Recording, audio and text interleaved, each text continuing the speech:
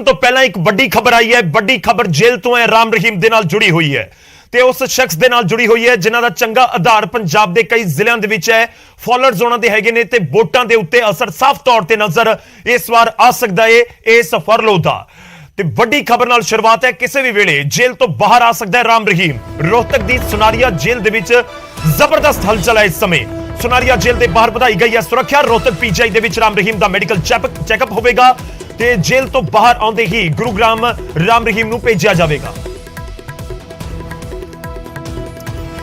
ਤਾਂ 21 ਦਿਨ ਦੀ ਫਰਲੋ ਦਿੱਤੀ ਗਈ ਹੈ ਔਰ ਬਿਲਕੁਲ ਇਲੈਕਸ਼ਨ ਤੋਂ ਪਹਿਲਾਂ ਪੰਜਾਬ ਦੇ ਵਿੱਚ ਇਲੈਕਸ਼ਨ 20 ਤਰੀਕ ਤੋਂ ਪਹਿਲਾਂ ਰਾਮ ਰਹੀਮ ਜੇਲ੍ਹ ਤੋਂ ਬਾਹਰ। ਤੁਹਾਨੂੰ ਯਾਦ ਹੋਏਗਾ ਇੱਕ ਵੱਡਾ ਇਕੱਠ ਹੋਇਆ ਸੀ ਸਲਾਬਤਪੁਰਾ ਦੇ ਵਿੱਚ ਤੇ ਉਸ ਸਮੇਂ ਗੁਰਮੀਤ ਰਾਮ ਰਹੀਮ ਦੀ ਭੇਜੀ ਗਈ ਚਿੱਠੀ ਨੂੰ ਪੜ੍ਹ ਕੇ ਉਹਨਾਂ ਦੇ ਸ਼ਰਧਾਲੂਆਂ ਨੂੰ ਸੁਣਾਇਆ ਗਿਆ ਸੀ ਤੇ ਉਹ ਚਿੱਠੀ ਦੇ ਵਿੱਚ ਜ਼ਿਕਰ ਕੀਤਾ ਗਿਆ ਸੀ ਰਾਮ ਰਹੀਮ ਦੇ ਵੱਲੋਂ ਕਿ ਜੇ ਪਰਮਾਤਮਾ ਨੇ ਚਾਹਿਆ ਤਾਂ ਜਲਦ ਤੁਹਾਡੇ ਸਭ ਦੇ ਦਰਸ਼ਨ ਹੋਣਗੇ।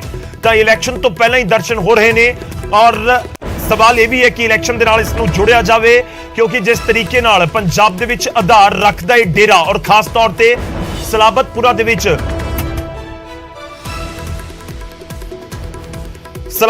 ਵਿੱਚ ਇਕੱਠ ਕੀਤਾ ਗਿਆ ਸੀ। ਵੱਡੀ ਗਿਣਤੀ ਦੇ ਵਿੱਚ ਜਿਹੜੇ ਡੇਰੇ ਦੇ ਫਾਲੋਅਰਸ ਨੇ ਉੱਥੇ ਇਕੱਠੇ ਹੋਏ ਸਨ ਤੇ ਉਸ ਤੋਂ ਬਾਅਦ ਇਹ ਇੱਕ ਸਿੱਧਾ ਸੁਨੇਹਾ ਦੇਣ ਦੀ ਕੋਸ਼ਿਸ਼ ਕੀਤੀ ਗਈ ਸੀ ਕਿ ਡੇਰੇ ਦੇ ਨਾਲ ਅੱਜ ਵੀ ਹਜ਼ਾਰਾਂ ਲੱਖਾਂ ਦੀ ਤਾਦਾਦ ਦੇ ਵਿੱਚ ਲੋਕ ਜੁੜੇ ਹੋਏ ਨੇ ਜੋ ਸਿੱਧੇ ਤੌਰ ਦੇ ਉੱਤੇ ਇਲੈਕਸ਼ਨ ਦੇ ਵਿੱਚ ਕਿਸੇ ਪਾਰਟੀ ਨੂੰ ਪ੍ਰਭਾਵਿਤ ਕਰ ਸਕਦੇ ਨੇ। ਡੇਰੇ ਦੇ ਵੱਲੋਂ ਸਮੇਂ ਦੇ ਉੱਤੇ ਜਿਹੜੀਆਂ ਪਹਿਲਾਂ ਇਸ ਤੋਂ ਇਲੈਕਸ਼ਨ ਹੋਈਆਂ ਨੇ ਉਸ ਸਮੇਂ ਜਿਹੜੀ ਖੁੱਲ੍ਹ ਕੇ ਇੱਕ ਪਾਰਟੀ ਦੀ ਹਮਾਇਤ ਕੀਤੀ ਗਈ ਹੈ ਪਰ ਇਸ ਵਾਰ ਕਿ ਡੇਰੇ ਦੇ ਵੱਲੋਂ ਕਿਸੇ ਪਾਰਟੀ ਦੀ ਹਮਾਇਤ ਕੀਤੀ ਜਾਂਦੀ ਹੈ ਕਿ ਇਹ ਕਿਸੇ ਪਾਰਟੀ ਦੇ ਲਈ ਵੱਡਾ ਝਟਕਾ ਹੋ ਸਕਦਾ ਹੈ ਕਿ ਡੇਰੇ ਦੇ ਸਮਰਥਕ ਇੱਕ ਪਾਸੇ ਭੁਗਤ ਜਾਣ ਤਾਂ ਫਿਰ ਜਿਹੜੀ ਪਾਰਟੀ ਸੋਚ ਰਹੀ ਹੈ ਕਿ ਸਾਡੀ ਹਵਾ ਹੈ ਤੇ ਉਹਨਾਂ ਨੂੰ ਜਾ ਕੇ ਕੋਈ ਨੁਕਸਾਨ ਵੋਟਾਂ ਦੇ ਵਿੱਚ ਹੋ ਜਾਵੇ। ਖੈਰ ਇਹ ਸਭ ਕੁਝ ਜ਼ਰੂਰ ਚਰਚਾ ਦਾ ਵਿਸ਼ਾ ਹੈ, ਇਸ ਦੇ ਉੱਤੇ ਅਸੀਂ ਲਗਾਤਾਰ ਗੱਲਬਾਤ ਕਰਦੇ ਰਹਾਂਗੇ ਪਰ ਪਹਿਲਾਂ ਰੁਕ ਕਰਦੇ ਹਾਂ ਤੁਹਾਨੂੰ ਲੈ ਕੇ ਚੱਲਦੇ हैं रोहतक सुनारिया जेल के बाहर। इस समय खूब हलचल है। धीरेन्द्र चौधरी साडे सहयोगी उथों इस समय साडे नाल जुड़ रहे हैं। धीरेन्द्र बताइए क्या कुछ आपके पास अपडेट? गौरव, सबसे पहला सवाल तो यह है कि गुरमीत राम रहीम सुनारिया जेल से निकलने के बाद कहां जाएंगे, क्योंकि कयास लगाए जा रहे हैं क्या वो सिरसा डेरा जाएंगे। लेकिन हम अपने दर्शकों को बता देंगे कि अब से थोड़ी देर पहले गुरुग्राम पुलिस की 3 गाड़ियां जेल परिसर के अंदर दाखिल हुई है तो इससे अंदाजा लगाया जा सकता है कि राम रहीम को सिरसा की बजाय गुरुग्राम लेकर जाया जा सकता है। जहां तक गुरमीत राम रहीम के राजनीतिक दखल की बात है गौरव, मैं आपको बताना चाहूंगा कि डेरा सच्चा सौदा में बाकायदा एक राजनीतिक विंग है जो चुनाव के अंदर किस पार्टी को समर्थन देना है, किसको वोट देने हैं, सिर्फ पार्टी नहीं कैंडिडेट को लेकर भी डेरा के अंदर ये निर्देश जारी किए जाते हैं। और आज से पहले पंजाब की सियासत के बड़े बड़े सूरमा डेरा सच्चा सौदा के सामने डेरे के अंदर जाकर बाबा के सामने नतमस्तक होते हुए सबने देखे हैं। सिर्फ पंजाब नहीं, हरियाणा, उत्तर प्रदेश और केंद्र के भी कई मंत्री, यूपीए की बात हो या एनडीए की बात हो, डेरा सच्चा सौदा के अंदर जाकर आशीर्वाद लेते नजर आते हैं। तो इससे इनकार नहीं किया जा सकता कि पंजाब की सियासत में बाबा कोई न कोई डायरेक्शन अपने भक्तों को जरूर देंगे कि किस पार्टी को समर्थन करना है। गौरव, बिल्कुल ਤਾਂ ਇੱਕ ਖੁੱਲੇ ਤੌਰ ਦੇ ਉੱਤੇ ਕਿਹਾ ਜਾਂਦਾ ਹੈ ਜਾਂ ਨਹੀਂ ਕਿਹਾ ਜਾਂਦਾ। ਡੇਰੇ ਦੇ ਵੱਲੋਂ ਇੱਕ ਵੱਡਾ ਸਵਾਲ ਹੈ ਕਿ ਕਿਸ ਨੂੰ ਸਮਰਥਨ ਦਿੱਤਾ ਜਾਵੇ ਜਾਂ ਕਿਸ ਨੂੰ ਸਮਰਥਨ ਨਾ ਦਿੱਤਾ ਜਾਵੇ, ਕਿ ਇਸ ਦੇ ਹੱਕ ਦੇ ਵਿੱਚ ਵੋਟਾਂ ਪਾਈਆਂ ਜਾਣ, ਇੱਕ ਵੱਡਾ सवाल है। धीरेन्द्र, आप ये भी बताइए कि कितनी देर में वहां से गुरमीत राम रहीम बाहर आ सकता है और जो आपने भी जिक्र किया कि लोग सबसे पहले यही जानना चाहते हैं कि राम रहीम कहां जाएगा सबसे पहले, क्या गुरुग्राम या फिर रोहतक पीजीआई या फिर, और बड़ा सवाल यह भी है कि सिरसा जो डेरा है वहां पर कब पहुंचेगा, कब वहां पर रुक करेगा? आपके पास कोई जानकारी अभी तक? देखिए, जानकारी जो हमें सूत्रों के हवाले से मिली है गुरुग्राम में जाने की ज्यादा संभावना है और आपको तस्वीरें भी दिखाते हैं जेल परिसर के बाहर की कि कई नाके लगा दिए गए हैं और आज जैसे ही राम रहीम की फरलों को लेकर कुछ कागजी कार्रवाई थी वो पूरी की जा रही है। लेकिन आज जितने भी मुलाकाती थे जेल के बंदियों से मिलने के, उनके जो रिश्तेदारों को आना था वो मुलाकात आज बंद कर दी गई और जेल परिसर के आसपास आप देखिए कि बैरिकेडिंग लगा दी गई है और किसी भी वक्त राम रहीम जेल से बाहर आएंगे और संभावना ज्यादा यह है कि वो गुरुग्राम जाएंगे, क्योंकि गुरुग्राम पुलिस की 3 गाड़ियां अब से थोड़ी देर पहले जेल परिसर के अंदर दाखिल हुई है और जो हमें सूत्रों के हवाले से जानकारी मिली थी उसके मुताबिक गुरुग्राम ही राम रहीम को रखा जाएगा और जो 21 दिन की इनकी जो फरलो है उस पर कुछ कंडीशन भी लगाई गई है कि राम रहीम पुलिस सिक्योरिटी में ही रहेंगे, यानी कि खुलेआम शायद अपने भक्तों से वो नहीं मिल पाए। लेकिन बड़ा सवाल यह है कि जब चुनाव चल रहे हैं उस दौरान राम रहीम को फरलो मिलना कहीं ना कहीं राजनीतिक तो नहीं है। राजनीतिक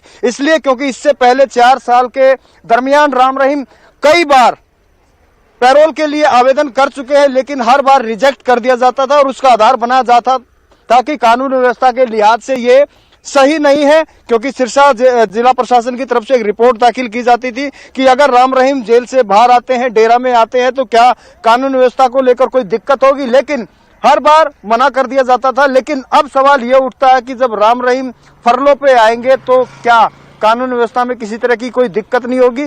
क्यों क्लीन चिट दी गई है राम रहीम की फरलो को लेकर कि कानून व्यवस्था सब सुचारू रहेगी? ये एक बड़ा सवाल है। अब देखना यह है कि पंजाब की राजनीति पर राम रहीम के बाहर आने का क्या असर होगा। गौरव, ठीक है धीरेन्द्र, मैं ये भी जानना चाहता हूं कि क्या डेरे के कुछ वहां पर जो उनके फॉलोअर्स हैं या फिर डेरे के जो प्रबंधक हैं, क्या वो सुनारिया जेल पहुंचे हैं? देखिए, सुनारिया जेल के अंदर राम रहीम के वकील हैं, हालांकि इक्का दुक्का समर्थक जेल परिसर तक पहुंच गए थे, जिसे बाद में पुलिस कर्मचारियों ने यहां से हटा दिया। लेकिन जैसे ही बाबा के बाहर आने की बात सुनी उसके बाद से लगातार ये मैसेज जगह जगह डिलीवर हो रहे हैं कि राम रहीम किसी भी वक्त जेल से बाहर निकल सकते हैं। अभी जो कागजी औपचारिकताएं हैं वो जेल के अंदर पूरी की जा रही है और उनके पूरी होने के बाद राम रहीम जेल से बाहर आएंगे। फिलहाल उनका अगर मेडिकल चेकअप की बात, ये रूटीन चेकअप होता है और जेल के अंदर भी ये सुविधा है, वो राम रहीम का हो चुका है और अब राम रहीम का इंतजार किया जा रहा है कि जेल से बाहर निकलेंगे, कहां जाएंगे, ये अभी भी सवाल बना हुआ है। गौरव, ठीक है, ਤੁਸੀਂ ਨਜ਼ਰ ਬਣਾਈ ਰੱਖੋ, ਤੁਹਾਡੇ ਤੋਂ ਅੱਗੇ ਵੀ ਅਪਡੇਟ ਲੈਂਦੇ ਰਹਾਂਗੇ। ਸੁਨਾਰੀਆ ਜੇਲ੍ਹ ਤੋਂ ਇਸ ਸਮੇਂ ਸਾਡੇ ਸਹਿਯੋਗੀ ਸਾਨੂੰ ਜਾਣਕਾਰੀ ਦੇ ਰਹੇ ਨੇ ਔਰ ਸੁਨਾਰੀਆ ਜੇਲ੍ਹ ਦੇ ਵਿੱਚ ਰਾਮ ਰਹੀਮ ਉੱਥੇ ਉਸ ਦਾ ਵਕੀਲ ਪਹੁੰਚਿਆ ਹੋਇਆ ਹੈ ਔਰ ਕੁਝ ਸਮਰਥਕ, ਹਾਲਾਂਕਿ ਬਹੁਤ ਵੱਡੀ ਤਾਦਾਦ ਉੱਥੇ ਨਹੀਂ ਹੈ, ਜਿਹੜੇ ਸਮਰਥਕ ਪਹੁੰਚੇ ਨੇ ਲਾਜ਼ਮੀ ਤੌਰ ਤੇ ਡੇਰੇ ਦੇ ਵੱਲੋਂ ਵੀ ਜਿਹੜੀਆਂ ਹਦਾਇਤਾਂ ਨੇ ਉਹ ਜਾਰੀ ਕਰ ਦਿੱਤੀਆਂ ਗਈਆਂ ਹੋਣਗੀਆਂ ਕਿ ਕੋਈ ਵੀ ਉੱਥੇ ਨਾ ਜਾਵੇ। ਹੋ ਸਕਦਾ ਇਸ ਤਰੀਕੇ ਦੀ ਕੋਈ ਹਦਾਇਤਾਂ ਹੋਣ ਔਰ ਇਹ ਵੀ ਦੇਖਣਾ ਹੋਏਗਾ ਕਿ ਹੁਣ ਡੇਰਾ ਸਿਰਸਾ ਰਾਮ ਰਹੀਮ ਕਦੋਂ ਪਹੁੰਚਦਾ ਹੈ। ਤਾਂ ਬਾਹਰ ਆ ਰਿਹਾ ਰਾਮ ਰਹੀਮ, ਸੁਨਾਰੀਆ ਜੇਲ੍ਹ ਦੇ ਬਾਹਰ ਸੁਰੱਖਿਆ ਨੂੰ ਵਧਾ ਦਿੱਤਾ ਗਿਆ। 3 ਹਫ਼ਤੇ ਯਾਨੀ ਕਿ 21 ਦਿਨ ਦੀ ਇਹ ਫਰਲੋ ਮਿਲੀ ਹੈ ਔਰ ਜੇਲ੍ਹ ਤੋਂ ਬਾਹਰ ਆਉਂਦੇ ਹੀ ਗੁਰੂਗ੍ਰਾਮ ਦਾ ਰੁਖ ਕੀਤਾ ਜਾਏਗਾ। ਗੁਰੂਗ੍ਰਾਮ ਜਾਏਗਾ, ਉਸ ਤੋਂ ਬਾਅਦ ਪਹਿਲਾਂ ਤਾਂ ਰੋਹਤਕ ਪੀਜੀਆਈ ਦੇ ਵਿੱਚ ਇੱਕ ਮੈਡੀਕਲ ਚੈੱਕਅਪ ਹੁੰਦਾ ਹੈ। ਕਿਸੇ ਦੀ ਵੀ ਜਦੋਂ ਫਰਲੋ ਜਾਂ ਪੈਰੋਲ ਹੁੰਦੀ ਹੈ ਤਾਂ ਉਸ ਸਮੇਂ ਮੈਡੀਕਲ ਚੈੱਕਅਪ ਕਰਵਾਇਆ ਜਾਂਦਾ ਹੈ, ਤਾਂ ਮੈਡੀਕਲ ਚੈੱਕਅਪ ਹੋਏਗਾ ਤੇ ਉਸ ਤੋਂ ਬਾਅਦ ਫਿਰ ਰੁਕ ਕੀਤਾ ਜਾਏਗਾ ਗੁਰੂਗ੍ਰਾਮ ਦਾ, ਜੋ ਸਾਨੂੰ ਜਾਣਕਾਰੀ ਮਿਲ ਰਹੀ ਹੈ। ਤੇ ਉਸ ਤੋਂ ਬਾਅਦ ਡੇਰਾ ਸਿਰਸਾ ਦਾ ਲਾਜ਼ਮੀ ਤੌਰ ਤੇ ਗੁਰਮੀਤ ਰਾਮ ਰਹੀਮ ਰੁਕ ਕਰਦਾ ਨਜ਼ਰ ਆ ਸਕਦਾ ਹੈ। ਪੰਜਾਬ ਆਏਗਾ ਨਹੀਂ ਆਏਗਾ ਰਾਮ ਰਹੀਮ, ਇੱਕ ਵੱਡਾ ਸਵਾਲ ਜ਼ਰੂਰ ਹੈ। ਪੰਜਾਬ ਕਿਉਂਕਿ ਸਲਾਬਤਪੁਰਾ ਬਹੁਤ ਵੱਡਾ ਡੇਰਾ ਹੈ ਔਰ ਮਾਲਵੇ ਦੇ ਕੁਝ ਜ਼ਿਲ੍ਹੇ ਨੇ ਜਿਨ੍ਹਾਂ ਨੂੰ ਅਸੀਂ ਵਾਰ-ਵਾਰ ਤੁਹਾਨੂੰ ਦਿਖਾ ਵੀ ਰਹੇ ਹਾਂ, ਉੱਥੇ ਚੰਗਾ ਪ੍ਰਭਾਵ ਡੇਰੇ ਦਾ ਅੱਜ ਵੀ ਕਿਹਾ ਜਾਂਦਾ ਹੈ। ਬੇਸ਼ੱਕ 2017 ਦੇ ਵਿੱਚ ਸਜ਼ਾ ਸੁਣਾਈ ਗਈ ਹੋਵੇ ਔਰ ਜੋ ਵੀ ਹਾਲਾਤ ਰਹੇ ਹੋਣ ਪਿਛਲੇ 4-5 ਸਾਲਾਂ ਦੇ ਵਿੱਚ, ਪਰ ਡੇਰੇ ਦੇ ਫਾਲੋਅਰਸ ਦੀ ਗਿਣਤੀ ਕੁਝ ਜ਼ਿਆਦਾ ਖਾਸ ਅਸਰ ਉਸ ਦੇ ਉੱਤੇ ਪਿਆ ਨਹੀਂ। ਇੰਪੋਰਟੈਂਟ ਇਹ ਵੀ ਹੈ ਕਿ ਦੇਖੋ, ਪੰਜਾਬ ਦੇ ਵਿੱਚ ਇਲੈਕਸ਼ਨ ਹੋਏ, ਇਲੈਕਸ਼ਨ ਤੋਂ ਬਾਅਦ ਡੇਰੇ ਮੁਖੀ ਨੂੰ ਸਜ਼ਾ ਦੀ ਅਨਾਉਂਸਮੈਂਟ ਹੋ ਗਈ। ਤੁਹਾਨੂੰ ਯਾਦ ਹੋਏਗਾ 2017 ਦੇ ਵਿੱਚ 25 ਅਗਸਤ ਦਾ ਉਹ ਦਿਨ ਸੀ ਜਦੋਂ ਗੁਰਮੀਤ ਰਾਮ ਰਹੀਮ ਨੂੰ ਪੰਚਕੂਲਾ ਦੀ ਵਿਸ਼ੇਸ਼ ਸੀਬੀਆਈ ਅਦਾਲਤ ਦੇ ਵਿੱਚ ਪੇਸ਼ ਕੀਤਾ ਗਿਆ ਸੀ ਤੇ ਸੀਬੀਆਈ ਅਦਾਲਤ ਦੇ ਵੱਲੋਂ ਉਸ ਨੂੰ ਸਜ਼ਾ ਸਾਧਵੀ ਸਰੀਰਕ ਸ਼ੋਸ਼ਣ ਮਾਮਲੇ ਦੇ ਵਿੱਚ ਸੁਣਾਈ ਗਈ ਸੀ। ਤਾਂ ਇਲੈਕਸ਼ਨ ਤੋਂ 4-5 ਮਹੀਨੇ ਪਹਿਲਾਂ, 4-5 ਮਹੀਨੇ ਬਾਅਦ ਪੰਜਾਬ 'ਚ ਇਲੈਕਸ਼ਨ ਹੋਏ ਸੀ। ਪਿਛਲੀ ਵਾਰ ਵੀ ਮਾਰਚ ਦੇ ਵਿੱਚ ਰਿਜ਼ਲਟ ਆਏ ਸੀ। ਤਾਂ 2017 ਦੇ ਇਲੈਕਸ਼ਨ ਤੋਂ ਬਾਅਦ ਕਰੀਬ 5 ਮਹੀਨੇ ਬਾਅਦ ਜੇਲ੍ਹ ਦੇ ਅੰਦਰ ਗਿਆ ਸੀ ਗੁਰਮੀਤ ਰਾਮ ਰਹੀਮ ਤੇ ਇਸ ਵਾਰ 2022 ਦੇ ਇਲੈਕਸ਼ਨ ਤੋਂ ਕਰੀਬ 10-12 ਦਿਨ ਪਹਿਲਾਂ ਬਾਹਰ ਆ ਰਿਹਾ ਹੈ। ਤਾਂ ਡੇਰਾ ਫੈਕਟਰ ਕਿੰਨਾ ਕੁ ਹੈ, ਕਿਹੜੀਆਂ ਸੀਟਾਂ ਦੇ ਉੱਤੇ, ਉਹ ਵੀ ਅਸੀਂ ਤੁਹਾਨੂੰ ਦਿਖਾਉਣ ਦੀ ਕੋਸ਼ਿਸ਼ ਕਰ ਰਹੇ ਹਾਂ। ਡੇਰਾ ਸੱਚਾ ਸੌਦਾ ਦਾ ਸਿਆਸੀ ਪ੍ਰਭਾਵ ਕਿਹਾ ਜਾਂਦਾ ਹੈ ਕਿ ਮਾਲਵੇ ਦੀਆਂ 35 ਤੋਂ 40 ਸੀਟਾਂ ਦੇ ਉੱਤੇ ਹੈ। ਟੋਟਲ 69 ਸੀਟਾਂ ਨੇ, 69 ਮਾਲਵੇ ਦੇ ਵਿੱਚ, ਉਹਨਾਂ ਤੋਂ 35 ਤੋਂ 40 ਸੀਟਾਂ ਦੇ ਉੱਤੇ ਸਿਆਸੀ ਪ੍ਰਭਾਵ ਹੈ। ਕਿਹੜੇ-ਕਿਹੜੇ ਜ਼ਿਲ੍ਹਿਆਂ ਦੇ ਵਿੱਚ ਪ੍ਰਭਾਵ ਹੈ ਉਹ ਵੀ ਤੁਹਾਨੂੰ ਦੱਸਦੇ ਹਾਂ। ਉਹ ਜ਼ਿਲ੍ਹਿਆਂ ਦਾ ਜ਼ਿਕਰ ਕੀਤਾ ਜਾਂਦਾ ਹੈ। ਤੁਸੀਂ ਦੱਖਣ ਮਾਲਵੇ ਤੋਂ ਸ਼ੁਰੂ ਹੋ ਜਾਓ, ਜਿਵੇਂ ਸਿਰਸਾ ਦੇ ਨਾਲ ਲੱਗਦੇ ਜਿਹੜੇ ਹਰਿਆਣਾ ਦੇ ਨਾਲ ਲੱਗਦੇ ਜ਼ਿਲ੍ਹੇ ਨੇ, ਬਹੁਤ ਜ਼ਬਰਦਸਤ ਉੱਥੇ ਪ੍ਰਭਾਵ ਕਿਹਾ ਜਾਂਦਾ ਹੈ। ਖਾਸ ਤੌਰ ਤੇ ਬਠਿੰਡਾ ਦੇ ਵਿੱਚ, ਖਾਸ ਤੌਰ ਤੇ ਇੱਧਰ ਮਾਨਸਾ ਵਾਲੀ ਪੂਰੀ ਬੈਲਟ, ਸੰਗਰੂਰ ਵਾਲੇ ਪਾਸੇ ਜਾਂ ਤੁਸੀਂ ਪਟਿਆਲਾ ਵਾਲੇ ਪਾਸੇ ਆ ਜਾਓ ਜਾਂ ਪਰਲੇ ਪਾਸੇ ਚਲੇ ਜਾਓ ਤੁਸੀਂ ਜਿਹੜੇ ਬਠਿੰਡਾ ਤੋਂ ਮੁਕਤਸਰ ਜ਼ਿਲ੍ਹੇ ਦੇ ਵਿੱਚ, ਕਿਉਂਕਿ ਮਲੋਟ ਡੇਰਾ ਸਲਾਬਤਪੁਰਾ ਜਿਹੜਾ ਸਭ ਤੋਂ ਵੱਡਾ ਹੈ ਬਠਿੰਡਾ ਵਾਲਾ, ਤੇ ਉਸ ਤੋਂ ਬਾਅਦ ਸਭ ਤੋਂ ਵੱਡਾ ਡੇਰਾ ਪੰਜਾਬ ਦੇ ਵਿੱਚ ਸਲਾਬਤਪੁਰਾ ਤੋਂ ਬਾਅਦ ਮਲੋਟ ਦੇ ਵਿੱਚ ਹੈ। ਯਾਨੀ ਮੁਕਤਸਰ ਜ਼ਿਲ੍ਹੇ ਦੇ ਵਿੱਚ ਵੀ ਚੰਗਾ ਪ੍ਰਭਾਵ ਡੇਰੇ ਦਾ ਹੈਗਾ ਹੈ। ਤਾਂ 35 ਤੋਂ 40 ਸੀਟਾਂ ਦਾ ਜ਼ਿਕਰ ਹੋ ਰਿਹਾ ਕਿ ਸੀਟਾਂ ਦੇ ਉੱਤੇ ਜਿਹੜੇ ਡੇਰੇ ਦਾ ਫੈਕਟਰ ਹੈ ਜਾਂ ਡੇਰੇ ਦਾ ਪ੍ਰਭਾਵ ਉਹ 35 ਤੋਂ 40 ਸੀਟਾਂ ਦੇ ਉੱਤੇ ਹੈ। ਮੈਂ ਇੱਕ ਵਾਰ ਤੁਹਾਨੂੰ ਗ੍ਰਾਫਿਕਸ ਦੇ ਵਿੱਚ ਦਿਖਾਣਾ ਕਿ ਕਿਹੜੇ-ਕਿਹੜੇ ਜ਼ਿਲ੍ਹਿਆਂ ਦੇ ਵਿੱਚ ਖਾਸ ਤੌਰ ਤੇ ਅਸਰ ਨਜ਼ਰ ਆ ਸਕਦਾ ਹੈ ਡੇਰਾ ਸੱਚੇ ਸੌਦੇ ਦਾ। ਪਟਿਆਲਾ ਜ਼ਿਲ੍ਹੇ ਦੀਆਂ ਸੀਟਾਂ ਦੇਖੋ, ਪਟਿਆਲਾ ਦੇ ਵਿੱਚ ਜਿਹੜੇ ਹਰਿਆਣੇ ਦੇ ਨਾਲ ਲੱਗਦੀਆਂ ਨੇ, ਪਟਿਆਲਾ ਸ਼ਹਿਰੀ, ਦਿਹਾਤੀ ਤੇ ਉਸ ਤੋਂ ਬਾਅਦ ਘਨੌਰ, ਸਨੌਰ, ਰਾਜਪੁਰਾ, ਇਹਨਾਂ ਦੇ ਵਿੱਚ ਚੰਗਾ ਅਸਰ ਹੈ। ਨਾਭੇ ਦੇ ਵਿੱਚ ਉਹਨਾਂ ਜ਼ਿਆਦਾ ਅਸਰ ਨਹੀਂ ਕਿਹਾ ਜਾਂਦਾ ਤੇ ਉਸ ਤੋਂ ਬਾਅਦ ਸਮਾਣੇ ਦੀ ਸੀਟ ਦੇ ਉੱਤੇ ਵੀ ਚੰਗਾ ਅਸਰ। ਮੈਂ ਸੰਗਰੂਰ ਵਾਲੇ ਪਾਸੇ ਚਲਿਆ ਜਾਵਾਂ ਤਾਂ ਸੰਗਰੂਰ ਦੇ ਪੂਰੀ ਬੈਲਟ ਦੇ ਵਿੱਚ ਚੰਗਾ ਪ੍ਰਭਾਵ ਕਿਹਾ ਜਾਂਦਾ। ਸੰਗਰੂਰ ਦੀਆਂ ਸੀਟਾਂ ਦੇਖੋ ਤੁਸੀਂ, ਸੰਗਰੂਰ, ਧੂਰੀ, ਉਸ ਤੋਂ ਬਾਅਦ ਦਿੜਬਾ, ਸੁਨਾਮ, ਲਹਿਰਾ, ਇਹ ਸਾਰੀਆਂ ਸੰਗਰੂਰ ਦੀਆਂ ਸੀਟਾਂ, ਇਹਨਾਂ ਦੇ ਉੱਤੇ ਵੀ ਅਸਰ ਕਿਹਾ ਜਾਂਦਾ ਹੈ। ਉਸ ਤੋਂ ਬਾਅਦ ਜੇ ਬਰਨਾਲੇ ਦਾ ਰੁਖ ਕਰੀਏ ਤਾਂ ਬਰਨਾਲਾ ਬਹੁਤ ਜ਼ਿਆਦਾ ਇਫੈਕਟ ਹੈ। ਇਹ ਕਿਹਾ ਜਾਂਦਾ ਕਿ ਡੇਰੇ ਦਾ ਪ੍ਰਭਾਵ ਬਰਨਾਲਾ ਜ਼ਿਲ੍ਹੇ ਦੇ ਵਿੱਚ ਬਹੁਤ ਹੈ। ਬਰਨਾਲੇ ਦੀਆਂ 3 ਸੀਟਾਂ ਨੇ, ਬਰਨਾਲਾ, ਮਹਿਲ ਕਲਾਂ ਤੇ ਭਦੌੜ। ਇਹ ਸੀਟਾਂ ਦੇ ਉੱਤੇ ਕਿਸ ਤਰੀਕੇ ਦਾ ਪ੍ਰਭਾਵ ਨਜ਼ਰ ਆਏਗਾ ਉਹ ਦੇਖਣ ਵਾਲੀ ਗੱਲ ਰਹੇ ਹੋਏਗੀ। ਔਰ ਮਾਨਸਾ ਦਾ ਤੁਸੀਂ ਦੇਖੋ, ਮਾਨਸਾ, ਸਰਦੂਲਗੜ੍ਹ, ਬੁਢਲਾਡਾ, ਮਾਨਸੇ ਦੀਆਂ ਸੀਟਾਂ ਦੇ ਉੱਤੇ ਵੀ ਕਿਹਾ ਜਾ ਰਿਹਾ ਕਿ ਅਸਰ ਨਜ਼ਰ ਆ ਸਕਦਾ ਹੈ। ਬਠਿੰਡੇ ਵਾਲੀਆਂ ਸੀਟਾਂ ਦੇ ਉੱਤੇ ਦੇਖੋ ਤੁਸੀਂ, ਬਠਿੰਡਾ ਦੀ ਸੀਟ ਹੋਵੇ ਜਾਂ ਫਿਰ ਉਸ ਤੋਂ ਬਾਅਦ ਰਾਮਪੁਰਾ ਫੂਲ ਵਾਲੀ ਸੀਟ ਹੋਵੇ, ਉੱਥੇ ਚੰਗਾ ਪ੍ਰਭਾਵ ਕਿਹਾ ਜਾਂਦਾ ਹੈ ਡੇਰੇ ਦਾ। ਪਰ ਮਾਲਵਾ ਤਕਰੀਬਨ ਸਾਰਾ ਇੱਕ ਤਰੀਕੇ ਨਾਲ ਡੇਰੇ ਦਾ ਪ੍ਰਭਾਵ ਨਜ਼ਰ ਆਉਂਦਾ। ਉਹ ਤੁਸੀਂ ਚਾਹੇ ਉਹ ਫਿਰੋਜ਼ਪੁਰ ਵਾਲੇ ਪਾਸੇ ਚਲੇ ਜਾਓ, ਮੋਗੇ ਵਾਲੇ ਪਾਸੇ ਚਲੇ ਜਾਓ, ਲੁਧਿਆਣੇ ਵਾਲੇ ਪਾਸੇ ਚਲੇ ਜਾਓ, ਜਾਂ ਫਿਰ ਮਲੇਰਕੋਟਲਾ ਦੀਆਂ ਕੁਝ ਸੀਟਾਂ ਹੈਗੀਆਂ ਨੇ, ਕਿਉਂਕਿ ਸੰਗਰੂਰ ਜ਼ਿਲ੍ਹੇ ਦਾ ਮੈਂ ਜ਼ਿਕਰ ਕੀਤਾ ਸੀ ਔਰ ਸੰਗਰੂਰ ਪਹਿਲਾਂ ਮਲੇਰਕੋਟਲਾ ਸੰਗਰੂਰ ਦੇ ਵਿੱਚ ਹੀ ਆਉਂਦਾ ਸੀ। ਥੋੜੀ ਦੇਰ ਪਹਿਲਾਂ ਹੀ ਮਲੇਰਕੋਟਲਾ ਜ਼ਿਲ੍ਹਾ ਪੰਜਾਬ ਦਾ 23ਵਾਂ ਬਣਿਆ ਹੈ। ਤਾਂ ਪਟਿਆਲਾ, ਸੰਗਰੂਰ, ਮਾਨਸਾ, ਬਰਨਾਲਾ, ਬਠਿੰਡਾ, ਫਾਜ਼ਿਲਕਾ, ਫਿਰੋਜ਼ਪੁਰ, ਮੁਕਤਸਰ, ਲੁਧਿਆਣਾ, ਮੋਗਾ, ਇਹ ਤਕਰੀਬਨ ਸਾਰੇ ਜ਼ਿਲ੍ਹੇ ਨੇ ਜਿੱਥੇ ਅਸਰ ਹੈ, ਇੱਕ ਵੱਡਾ ਪ੍ਰਭਾਵ ਹੈ। ਵੱਡੇ ਪ੍ਰਭਾਵ ਤੋਂ ਸਾਡਾ ਭਾਵ ਕੀ ਹੈ? ਵੱਡੇ ਪ੍ਰਭਾਵ ਤੋਂ ਸਾਡਾ ਭਾਵ ਹੈ ਕਿ ਉੱਥੇ ਕਰੀਬ 8-10 ਹਜ਼ਾਰ ਵੋਟ ਜਿਹੜੀ ਜਾਂ ਇਸ ਤੋਂ ਜ਼ਿਆਦਾ ਵੋਟ ਸਿੱਧੇ ਤੌਰ ਦੇ ਉੱਤੇ ਡੇਰੇ ਦੇ ਨਾਲ ਜੁੜੀ ਹੋਈ ਹੈ, ਜੋ ਡੇਰੇ ਦੇ ਕਹਿਣ ਦੇ ਉੱਤੇ ਇੱਕ ਪਾਸੇ ਭੁਗਤ ਸਕਦੀ ਹੈ। ਔਰ ਜੇ ਤੁਸੀਂ ਹੁਣ ਪ੍ਰਭਾਵ ਦੀ ਗੱਲ ਕਰੋ ਤਾਂ ਬਾਕੀ ਜ਼ਿਲ੍ਹਿਆਂ 'ਚ ਵੀ ਹੈ। ਫਤਿਹਗੜ੍ਹ ਸਾਹਿਬ ਦੇ ਵਿੱਚ ਵੀ ਡੇਰੇ ਦੇ ਸਮਰਥਕ ਲਾਜ਼ਮੀ ਤੌਰ ਤੇ ਹੈਗੇ ਨੇ, ਮੋਹਾਲੀ ਦੇ ਵਿੱਚ ਵੀ, ਰੋਪੜ ਦੇ ਜਾਂ ਪੰਜਾਬ ਦੇ ਹੋਰ ਜ਼ਿਲ੍ਹਿਆਂ 'ਚ ਵੀ ਹੋਣਗੇ। ਪਰ ਹੋ ਸਕਦਾ ਹੈ ਕਿ ਉਹਨਾਂ ਸੀਟਾਂ ਦੇ ਉੱਤੇ 1000-2000 ਉਹਨਾਂ ਦੀ ਤਾਦਾਦ ਹੋਵੇ, ਹੋ ਸਕਦਾ ਉਸ ਤੋਂ ਜ਼ਿਆਦਾ ਵੀ ਹੋਵੇ। ਇਹ ਕਿਆਸ ਲਗਾਏ ਜਾਂਦੇ ਨੇ ਜੋ ਜਾਣਕਾਰੀ ਹੈ।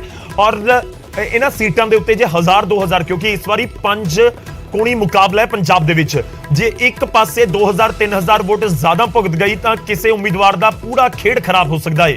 ਤਾਂ ਡੇਰੇ ਦਾ ਫੈਕਟਰ 35 ਤੋਂ 40 ਸੀਟਾਂ ਦੇ ਉੱਤੇ ਸਿੱਧੇ ਤੌਰ ਦੇ ਉੱਤੇ ਕਿਹਾ ਜਾ ਰਿਹਾ ਹੈ। ਔਰ ਪੰਜਾਬ ਭਰ ਦੇ ਵਿੱਚ ਖਾਸ ਤੌਰ ਤੇ ਮਾਲਵੇ 'ਚ ਅਸਰ ਹੈ, ਫਿਰ ਦੁਆਬੇ 'ਚ ਥੋੜਾ ਜਿਹਾ ਅਸਰ ਹੈ, ਮਾਝੇ ਦੇ ਵਿੱਚ ਬਹੁਤ ਘੱਟ ਅਸਰ ਕਿਹਾ ਜਾਂਦਾ ਹੈ ਡੇਰੇ ਦੇ ਫਾਲੋਅਰਸ ਦਾ ਜਦੋਂ ਅਸੀਂ ਜ਼ਿਕਰ ਕਰਦੇ ਹਾਂ। ਤਾਂ 35 ਤੋਂ 40 ਸੀਟਾਂ ਇਹ ਇਸ ਕਰਕੇ ਵੀ ਹੈ ਕਿਉਂਕਿ ਇਲੈਕਸ਼ਨ ਤੋਂ 10-12 ਦਿਨ ਪਹਿਲਾਂ ਬਾਹਰ ਆਏ ਨੇ। ਔਰ ਹਰਿਆਣਾ ਦੀ ਸੁਨਾਰੀਆ ਜੇਲ੍ਹ ਦੇ ਵਿੱਚ ਗੁਰਮੀਤ ਰਾਮ ਰਹੀਮ ਬੰਦ ਹੈ। ਤਾਂ ਕੀ ਇੱਕ ਵੱਡੀ ਭੂਮਿਕਾ ਹੁਣ ਇਲੈਕਸ਼ਨ ਦੇ ਵਿੱਚ ਗੁਰਮੀਤ ਰਾਮ ਰਹੀਮ ਦੇ ਵੱਲੋਂ ਨਿਭਾਈ ਜਾ ਸਕਦੀ ਹੈ, ਡੇਰੇ ਦੇ ਵੋਟਰਾਂ ਦੇ ਵੱਲੋਂ ਨਿਭਾਈ ਜਾ ਸਕਦੀ ਹੈ? ਇਹ ਬਹੁਤ ਅਹਿਮ ਹੈ। ਅੱਜ ਦੀ ਵੱਡੀ ਖਬਰ ਹੈ ਪੰਜਾਬ ਦੀ ਸਿਆਸਤ ਦੇ ਨਾਲ ਜੁੜੀ ਹੋਈ। ਆਪਾਂ ਕਹਿੰਦੇ ਹਾਂ ਕਿ ਪੰਜਾਬ ਦੀ ਸਿਆਸਤ ਜਾਂ ਕੋਈ ਵੀ ਕਿਸੇ ਵੀ ਸੂਬੇ ਦੀ ਸਿਆਸਤ ਹੋਵੇ ਉਹ ਕੁਝ ਦਿਨਾਂ ਦੇ ਵਿੱਚ ਬਦਲ ਜਾਂਦੀ ਹੈ। ਤਾਂ ਇਹ ਉਹ ਟਰਨਿੰਗ ਪੁਆਇੰਟ ਹੋ ਸਕਦਾ ਹੈ ਗੁਰਮੀਤ ਰਾਮ ਰਹੀਮ ਦਾ ਜੇਲ੍ਹ ਦੇ ਵਿੱਚੋਂ ਬਾਹਰ ਆਉਣਾ, ਜੋ ਪੰਜਾਬ ਦੇ ਇਲੈਕਸ਼ਨਾਂ ਨੂੰ ਪੂਰਾ ਘੁਮਾ ਕੇ ਰੱਖ ਸਕਦਾ ਹੈ। ਇਹ ਅਸੀਂ ਇਸ ਕਰਕੇ ਕਹਿ ਰਹੇ ਹਾਂ ਕਿਉਂਕਿ ਬਹੁਤ ਵੱਡਾ ਪ੍ਰਭਾਵ ਹੈ ਬਹੁਤ ਸਾਰੀਆਂ ਸੀਟਾਂ ਦੇ ਉੱਤੇ। ਇਸ ਸਮੇਂ ਮਾਲਵੇ ਦੀਆਂ ਸੀਟਾਂ ਦੇ ਉੱਤੇ ਜ਼ਬਰਦਸਤ ਟੱਕਰ ਹੈ ਕਿਉਂਕਿ ਆਮ ਆਦਮੀ ਪਾਰਟੀ ਨੂੰ ਲੱਗਦਾ ਹੈ ਕਿ ਸਾਡੇ ਪੱਖ ਦੇ ਵਿੱਚ ਹਵਾ ਹੈ। ਭਦੌੜ ਪਹੁੰਚੇ ਮੁੱਖ ਮੰਤਰੀ ਲੜਨ ਦੇ ਲਈ, ਉਹਨਾਂ ਨੂੰ ਲੱਗਦਾ ਕਿ ਅਸੀਂ ਇਹਨਾਂ ਸੀਟਾਂ ਦੇ ਉੱਤੇ ਆਪਣੀ ਪਹੁੰਚ ਬਣਾ ਲਵਾਂਗੇ। ਕਾਂਗਰਸ ਜਾਂ ਫਿਰ ਅਕਾਲੀ ਦਲ ਨੂੰ ਲੱਗਦਾ ਕਿ ਸਾਡੀ ਬਹੁਤ ਪਹੁੰਚ ਹੈ। ਪਰ ਡੇਰੇ ਦੇ ਸਮਰਥਕ ਕਿਹੜੇ ਪਾਸੇ ਜਾ ਕੇ ਭੁਗਤਦੇ ਨੇ, ਇਹ ਇੱਕ ਵੱਡਾ ਸਵਾਲ ਹੁਣ ਲਾਜ਼ਮੀ ਤੌਰ ਤੇ ਹੋਏਗਾ। ਔਰ ਗੁਰਮੀਤ ਰਾਮ ਰਹੀਮ ਕਿਸੇ ਵੀ ਵੇਲੇ ਜੇਲ੍ਹ ਤੋਂ ਬਾਹਰ ਆ ਸਕਦਾ ਹੈ। 21 ਦਿਨ ਦੀ ਪੈਰੋਲ ਹੈ, ਇਲੈਕਸ਼ਨ ਤੱਕ ਤਾਂ ਹੁਣ ਜੇਲ੍ਹ ਤੋਂ ਬਾਹਰ ਹੀ ਗੁਰਮੀਤ ਰਾਮ ਰਹੀਮ ਰਹੇਗਾ। ਯਾਨੀ ਗੁਰਮੀਤ ਰਾਮ ਰਹੀਮ ਚਾਹੇ ਡੇਰਾ ਸਿਰਸਾ ਦੇ ਵਿੱਚ ਹੀ ਰਹੇ, ਹੋ ਸਕਦਾ ਕਿ ਕੁਝ ਰਿਸਟ੍ਰਿਕਸ਼ਨਸ ਲਗਾ ਦਿੱਤੀਆਂ ਗਈਆਂ ਹੋਣ ਕਿ ਤੁਸੀਂ ਪੰਜਾਬ ਜਾ ਸਕਦੇ ਹੋ। ਇਹ ਬਹੁਤ ਸਾਰੀਆਂ ਚੀਜ਼ਾਂ ਜੇ ਖੁੱਲ ਕੇ ਸਾਹਮਣੇ ਆਉਣਗੀਆਂ ਜਦੋਂ ਪੂਰੇ ਆਰਡਰਸ ਦੀ ਕਾਪੀ ਆਉਂਦੀ ਹੈ ਜੋ ਫਰਲੋ ਦਿੱਤੀ ਗਈ ਹੈ। ਹੋ ਸਕਦਾ ਹੈ ਅਜਿਹੀ ਵੀ ਕੋਈ ਉਸ ਦੇ ਵਿੱਚ ਤਾਕੀਦ ਕੀਤੀ ਗਈ ਹੋਵੇ ਕਿ ਤੁਸੀਂ ਸਿਰਫ ਸਿਰਸਾ ਡੇਰੇ ਹੀ ਰਹਿਣਾ ਹੈ, ਡੇਰਾ ਸਿਰਸਾ ਦੇ ਵਿੱਚ ਰਹੋਗੇ, ਹੋਰ ਕਿਤੇ ਨਹੀਂ ਜਾਣਾ। ਹਾਲਾਂਕਿ ਇਹ ਕਲੀਅਰ ਨਹੀਂ ਹੈ ਅਜੇ। ਤਾਂ ਜੇ ਉਹ ਨਹੀਂ ਵੀ ਆਉਂਦੇ, ਅੱਜ ਕੱਲ੍ਹ ਡਿਜੀਟਲ ਹੈ ਪੂਰਾ ਜ਼ਮਾਨਾ, ਤਾਂ ਹੋ ਸਕਦਾ ਹੈ ਕਿ ਡੇਰੇ ਦੇ ਅੰਦਰੋਂ ਬੈਠ ਕੇ ਵੀ ਰੋਜ਼ ਸੰਬੋਧਨ ਹੋਵੇ, ਤਾਂ ਉਹ ਵੀ ਇੱਕ ਮੈਸੇਜ ਜਿਹੜਾ ਆਪਣੇ ਫਾਲੋਅਰਸ ਤੱਕ ਪਹੁੰਚਾਉਣ ਦੀ ਕੋਸ਼ਿਸ਼ ਲਾਜ਼ਮੀ ਤੌਰ ਤੇ ਡੇਰਾ ਮੁਖੀ ਦੇ ਵੱਲੋਂ ਕੀਤੀ ਜਾ ਸਕਦੀ ਹੈ। ਔਰ ਕਿਸੇ ਵੀ ਵਕਤ ਜੇਲ੍ਹ ਤੋਂ ਬਾਹਰ ਆ ਸਕਦਾ ਹੈ ਰਾਮ ਰਹੀਮ।